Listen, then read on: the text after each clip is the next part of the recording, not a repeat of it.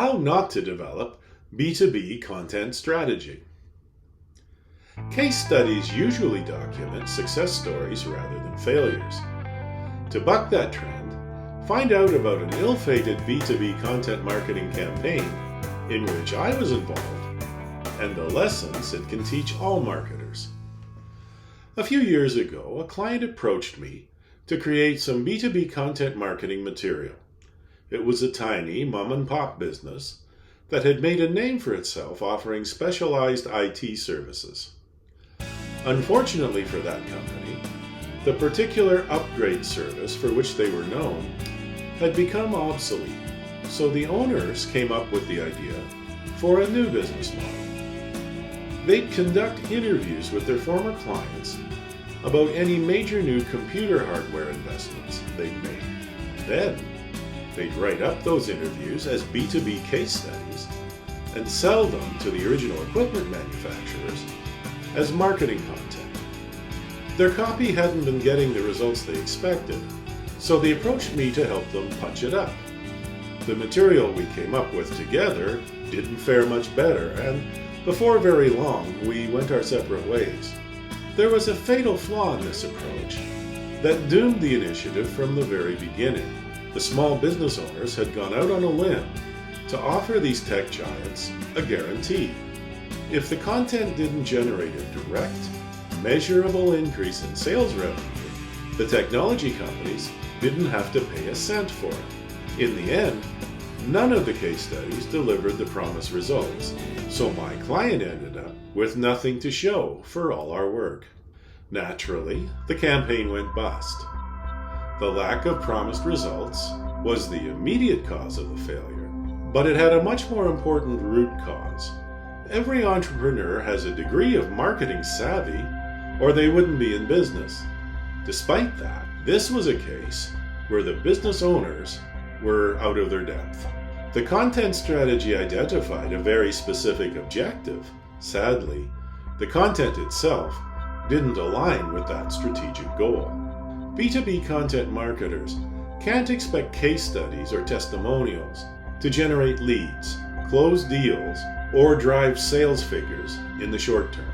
They have an indirect influence by establishing brand awareness, trust, and credibility, but they're not the right tools for immediate customer conversions.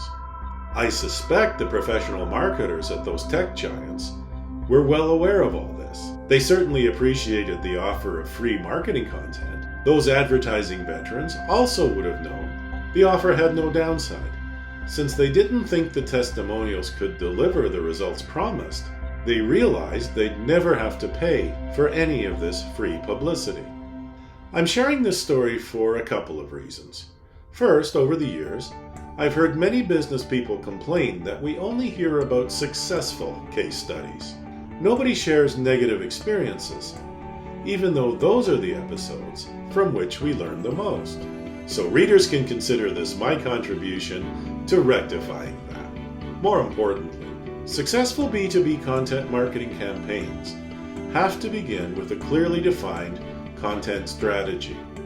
That strategy has to include specific business objectives and measurable key performance indicators. Then, and only then, creative teams have to generate content that's carefully tailored to drive those objectives and deliver the intended results. In the story I just told, the objective was completely clear, but our content was wildly out of alignment with it. Our team had the cart before the horse. The business owners were 100% correct in thinking their customer base was a valuable resource. They also realized, quite accurately, that the trust behind their customer relationships could be their gateway to new opportunities. The case studies were a natural fit, and so was offering them to the tech giants who'd sold the IT hardware. Yet there was a fatal flaw in this cunning plan. It was only at this point in the strategizing that the team established the content objectives. The results my clients guaranteed to those multinational manufacturers were little more than an afterthought, meant to get their foot in the door and clinch deals. It was a bit like looking for your lost keys under the streetlight, because you can see better there. Since our content didn't align with the goal, the promised results never materialized. This disconnect doomed the entire program before we'd written a single word. The first step in our B2B content marketing strategy development should have been to define the campaign's business objectives. Our misguided approach also violated marketing's golden rule: know your customer. The campaign might have succeeded had we begun by defining what those IT conglomerates really needed in terms of B2B marketing content. Sure, they were more than happy to accept those case studies for free, on spec. Even so, our content didn't solve any particular business problem for those corporate hardware manufacturers, or relieve any of their marketing team's pain points. We had no more idea than a goat what those needs or issues even were. Had we understood those requirements from the beginning, we'd have realized that the buyer's journey for these complex and costly computer devices was both slow and convoluted. If those tech giants really needed to close million-dollar deals within a few months, the right content to achieve that would have been very different. Our team would need to identify which of that small business's customers were at the desire stage in the buyer's journey for the proposed equipment. Then we could have targeted messages like limited time offers, promotions, product demos, tutorials, comparison guides, or implementation plans. Who knows? If we played our cards right, we might have even made a sale.